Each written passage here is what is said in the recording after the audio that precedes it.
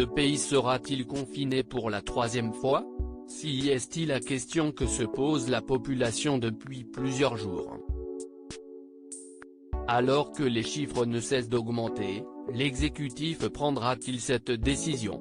En visite à l'Ars d'Île-de-France ce lundi 25 janvier, Jean Castex était accompagné d'Olivier Véran, le ministre de la Santé. Cette visite a été l'occasion pour le Premier ministre de remercier les agents de l'Ars et de mettre en valeur leur travail, en particulier en matière de contact tracing, de préparation du système de santé, et dans le cadre de la campagne de vaccination.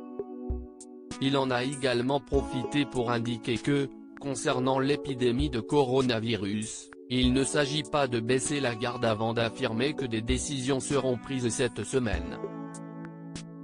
Une simple phrase qui laisse peu de place au doute concernant un nouveau confinement dans les prochaines semaines, voire jours.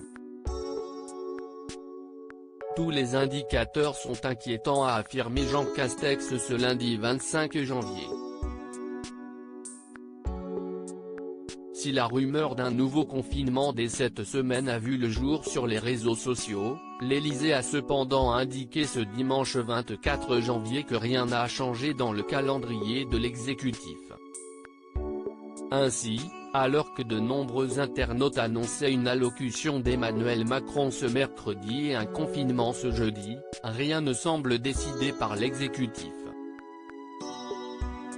Pour rappel, le couvre-feu à 18h a été étendu à toute la France le 14 janvier dernier et, comme l'explique l'Élysée, mercredi, on aura des chiffres sur la situation sanitaire et le bilan sur le couvre-feu généralisé à 18h, cela nous permettra de savoir si, pour l'instant, cela suffit pour maintenir l'épidémie sous contrôle.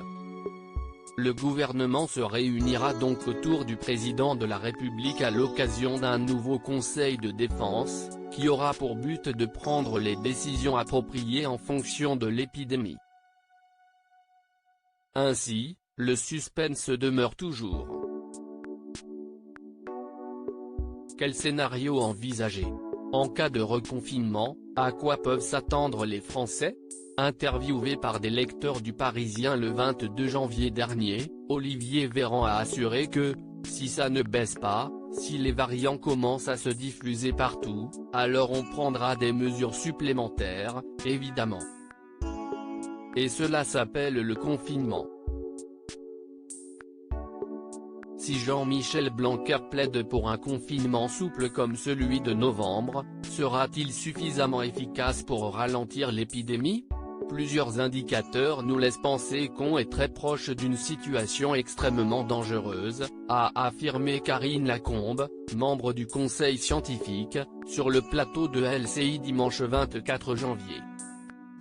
Les Français doivent donc s'attendre à de nouvelles mesures, même si l'hypothèse d'un confinement strict avec fermeture des écoles et télétravail obligatoire n'est pas l'option privilégiée pour le moment.